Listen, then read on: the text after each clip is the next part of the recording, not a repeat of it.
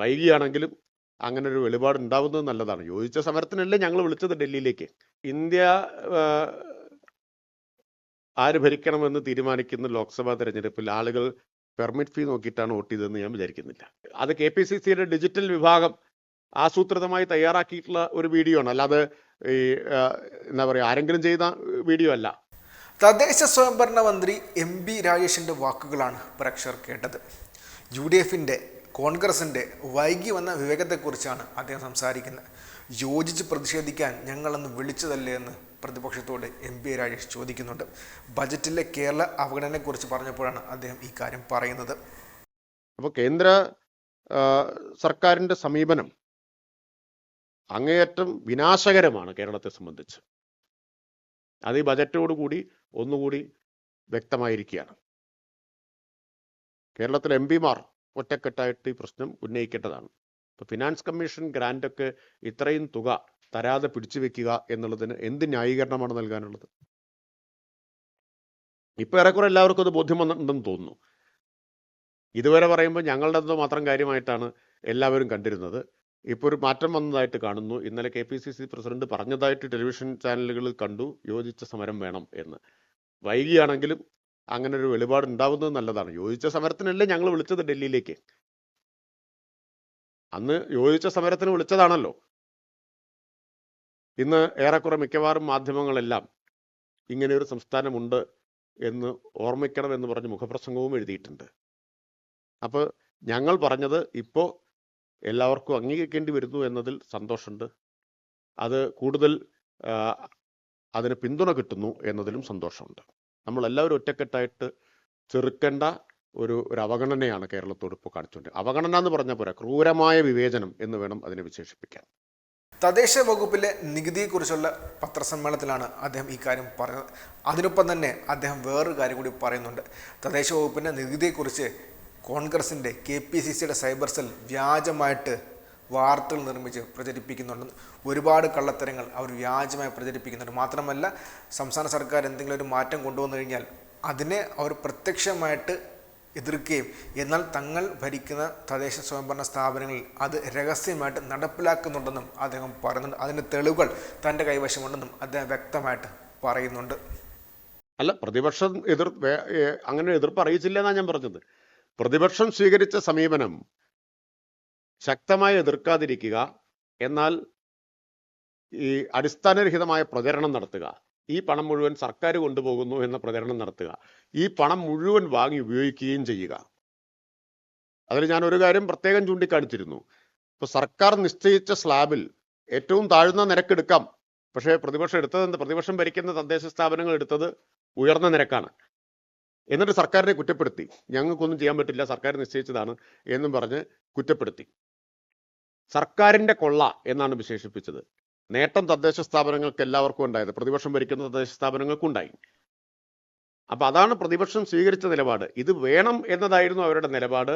ഈ പണം വേണം, പക്ഷേ സർക്കാരിനെതിരെ രാഷ്ട്രീയ ആയുധമായിട്ട് ഉപയോഗിച്ചു.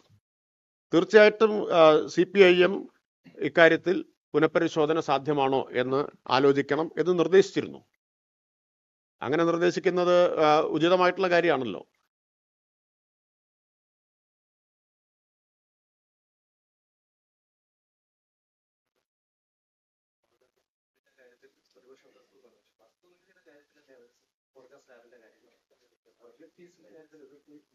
അല്ല, ഞാൻ പെർമിറ്റ് ഫീസിന്റെ കാര്യത്തിലും അവർ ഈ തുക ഉപയോഗിച്ചിട്ടുണ്ട്.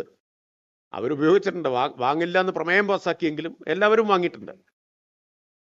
എല്ലാത്തിലും പാസ്സാക്കിയിട്ടുണ്ട്.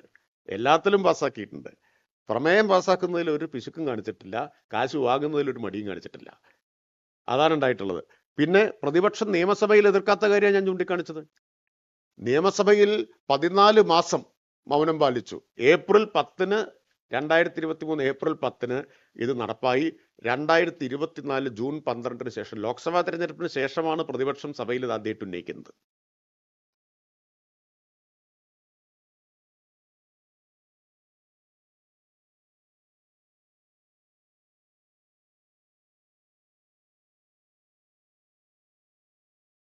ലോക്സഭാ തെരഞ്ഞെടുപ്പിന്റെ രാഷ്ട്രീയ കാരണങ്ങൾ വേറെ ഉണ്ട്, അത് വേറെത്ര ചർച്ച ചെയ്താ.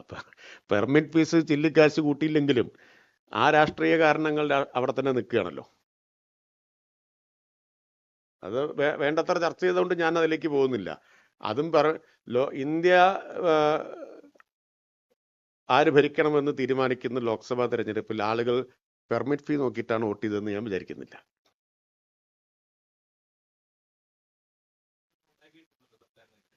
അല്ല, അതാ പറഞ്ഞു, സർക്കാരിനെതിരെ ഒരു അടിസ്ഥാനരഹിതമായ പ്രചരണത്തിന് അത് വഴി തുറന്നു.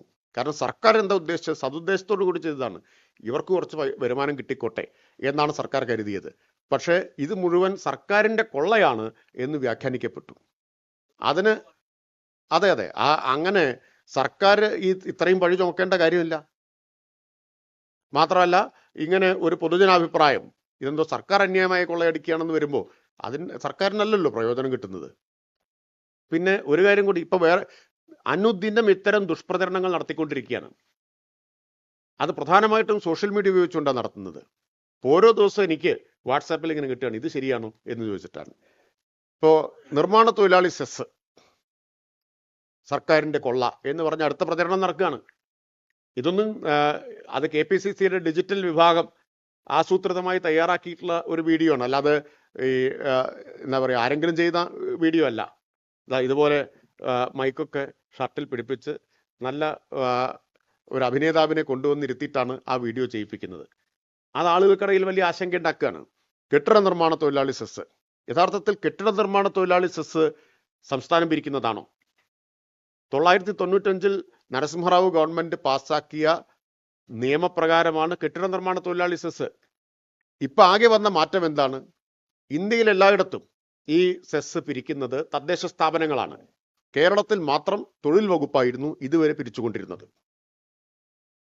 എന്നാൽ ഇന്ത്യയിൽ എല്ലായിടത്തും പിരിക്കുന്നത് പോലെ തന്നെ കേരളത്തിലും പിരിക്കണം എന്ന നിർദ്ദേശത്തിന്റെ അടിസ്ഥാനത്തിൽ, കാരണം ഇവിടെ മാത്രം തൊഴിൽ വകുപ്പ്, ബാക്കി എല്ലായിടത്തും നിയമത്തിൽ തന്നെ പറയുന്ന വ്യവസ്ഥ തദ്ദേശ സ്ഥാപനങ്ങൾ പിരിക്കണമെന്നതാണ്. നിയമത്തിൽ തന്നെയുള്ള വ്യവസ്ഥ അതാണ്. പക്ഷെ നമ്മൾ തൊഴിൽ വകുപ്പാണ് പിരിച്ചുകൊണ്ടിരുന്നത്. അപ്പൊ ഇവിടെയും ഇപ്പോൾ രാജ്യത്തെല്ലായിടത്തും എന്നതുപോലെ നിലവിലുള്ള ഒരു സെസ് തദ്ദേശ സ്ഥാപനങ്ങൾ പിരിക്കണം എന്ന് തീരുമാനിച്ചു. അത് നിലവിലുള്ള സെസ്സാണ്. എത്ര കാലമായിട്ടുള്ളതാണ്? അത് 30 കൊല്ലമായിട്ട് ഉള്ള ഒരു സെസ്സാണ്. ഇപ്പോൾ പ്രചരണം നടക്കുകയാണ്, സർക്കാർ പുതിയ എന്തോ ഒരു നികുതി അടിച്ചേൽപ്പിക്കുന്നു എന്ന മട്ടിൽ ഈ പ്രചരണം നടക്കുന്നു. നിയമസഭയിൽ ഞാൻ ഈ കാര്യം ചൂണ്ടിക്കാണിച്ചു. നിങ്ങൾക്ക് അഭിപ്രായ വ്യത്യാസം ഉണ്ടോ പ്രതിപക്ഷത്തോട്? ഒരക്ഷരം പ്രതിപക്ഷം വേണ്ടിയില്ലല്ലോ, ഒരക്ഷരം വേണ്ടിയില്ല. കാരണം കേന്ദ്ര നിയമമാണ്, നടപ്പാക്കാതിരിക്കാൻ പറ്റുമോ? അതിൽ തന്നെ ശ്രദ്ധിക്കേണ്ട ഒരു കാര്യം, 2% വരെ സംസ്ഥാനങ്ങൾക്ക് പിരിക്കാം. ഈ എസ്റ്റിമേറ്റിന്റെ നിർമ്മാണ ചെലവിന്റെ 2% വരെ സെസ് പിരിക്കാം. മിനിമം 1% പിരിക്കണം എന്നാണ്. കേരളം മിനിമമേ എടുക്കുന്നുള്ളൂ, 1% എടുക്കുന്നുള്ളൂ. അത് തന്നെ പരിഷ്കരിക്കേണ്ടതാണെന്നാണ് സംസ്ഥാന സർക്കാരിന്റെ അഭിപ്രായം. 95 നിശ്ചയിച്ചതാണ് 10 ലക്ഷത്തിന് മുകളിൽ, 10 ലക്ഷവും അതിന് മുകളിലും ഉള്ളവരെല്ലാം 1% സെസ് കൊടുക്കണം എന്നത്. അത് 30 കൊല്ലം മുമ്പ് നിശ്ചയിച്ച പരിധിയാണ്. ആ പരിധി കാലാനുസൃതമായിട്ട് വർദ്ധിപ്പിച്ചാൽ ഒട്ടേറെ ആളുകൾക്ക് ആശ്വാസം കിട്ടും. ഈ സാധാരണക്കാർക്കൊക്കെ ആശ്വാസം കിട്ടും. ആരാ ചെയ്യേണ്ടത്? കേന്ദ്ര സർക്കാരാണ് സ്വീകരിക്കേണ്ടത്. നിയമ ഭേദഗതി വരുത്തണം. പാർലമെന്റ് പാസ്സാക്കിയ നിയമത്തിൽ ഭേദഗതി വരുത്തി ഈ 10 ലക്ഷം എന്ന പരിധി ഉയർത്തി സാധാരണക്കാർക്ക് ഇളവും ആശ്വാസവും കൊടുക്കണം എന്നതാണ് സംസ്ഥാന സർക്കാരിന്റെ നിലപാട്.